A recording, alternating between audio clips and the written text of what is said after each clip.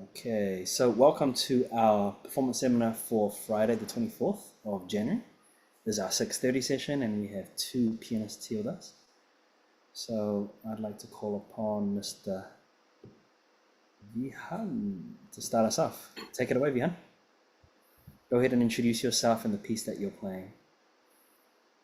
Hi, my name is Sabrina, and I'll be playing for this part.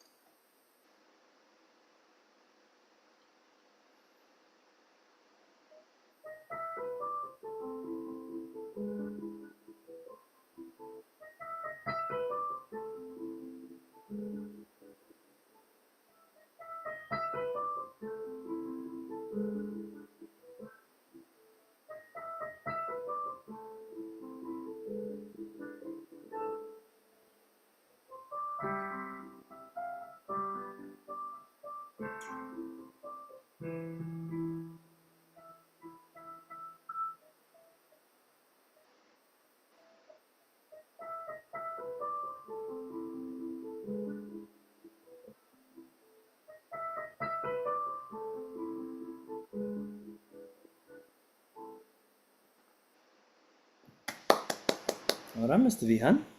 How's that performance for you? I did do a little worse than I had been doing, so it wasn't the best. I could improve. So what was it about this performance that you felt wasn't so good? So when I was playing, when I was like this part,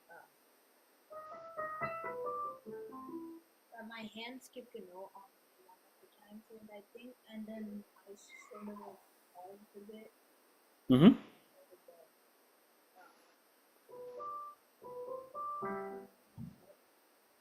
So I could work on this. I think one of the things that might help is just playing the thing just slower. Yeah, Actually bring down the speed, right?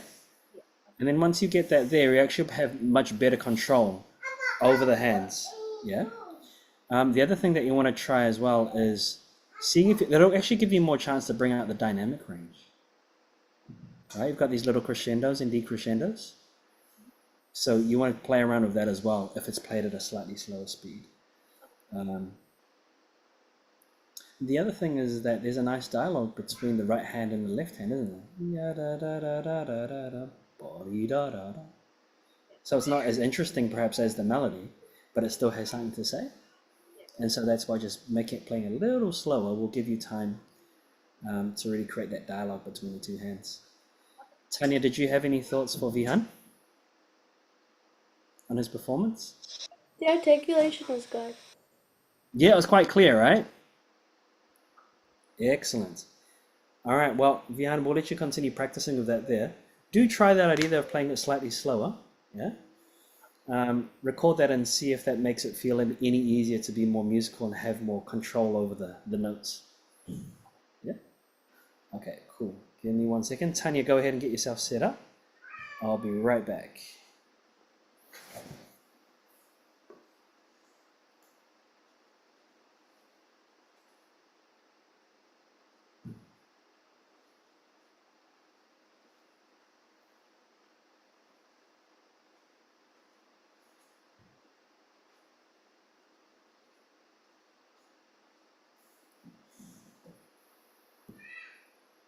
All right, Miss Tanya, stage is yours. If you've got your camera ready.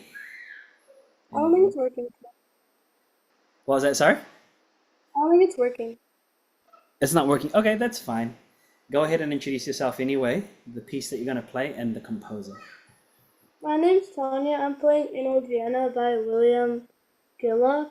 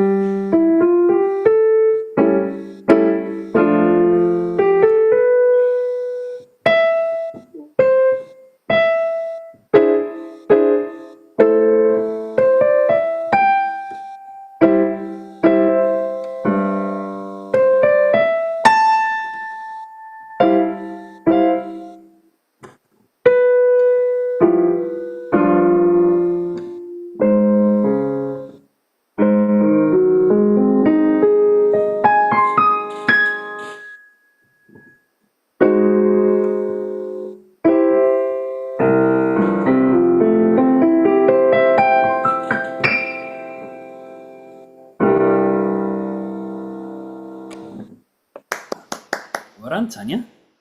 Very nicely done. Is this the first time that you've run this in performance seminar? Yeah.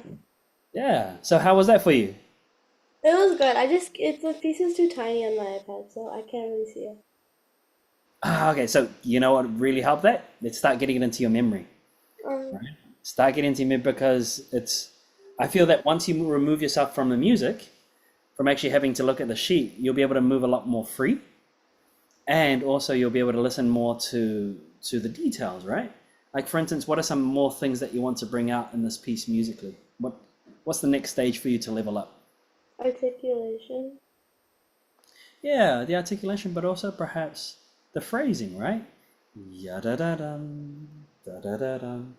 So if you're not already doing it, you can definitely use more wrist circles of the notes, so that when you get, say, take for instance this over here, you get to the top note, and then your pinky and the forearm should be aligned, da da da dum, and then you just kind of rest on these two chords here, wah, ba, ba, bum, and the same for the next.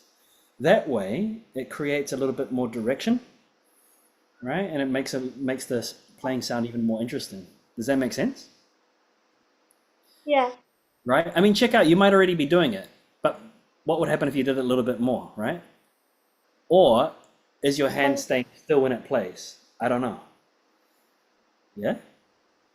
I assume based by what I was listening to that the wrist isn't moving as much as it could. So try to free it up. So yeah. Vihan, were there some things in Tanya's playing that you enjoyed? Yeah, she played it really smooth and it was consistent. What was the last part? She played it really smooth, and what was it? Yeah, she played it smooth and consistently and just and at a good speed. Yeah. Is that, yeah, I agree. Tanya, is that your final speed? Probably not. Oh, you're gonna play it even faster? I think so. It's, you know what? So this is what's interesting. It's an old Vienna. When I see the word old, when you see the word old, do you immediately think it needs to be faster? Or can it be a little bit more maybe reflective, like look, an old person thinking about the past? Reflective. Yeah, maybe, right? You could imagine that this is someone's picture of what Vienna, because Vienna is a city in Austria, right? It's in Europe. And so I would imagine that this is a person that is reflecting about what Vienna used to look like when he was a little boy, maybe, right? And so yeah, I mean, it's just an idea, right? I'm just judging by the title. It's an old Vienna, and so I feel like this is a piece that's looking back to the past. So, if anything, Tanya, you could perhaps play it just a slightly slower. Just experiment with that, right? Slightly slower, and just really get that feel of a waltz, right? So a waltz is a dance that's 3 beats in the bar. 1, 2, 3, 1, 2, 3. And that'll mean that you can take a little bit more time as well if you slow it down to get all of these notes here and also the ending as well. Yeah? Okay. Okay, cool. Well, as I say to everyone, do watch these videos back so that you can figure out what needs to be improved for next time. And thank you so much for sharing. We'll see you guys again in Kaizen sometime, okay? Have a great weekend, guys. See you next week. Thanks, Vihan.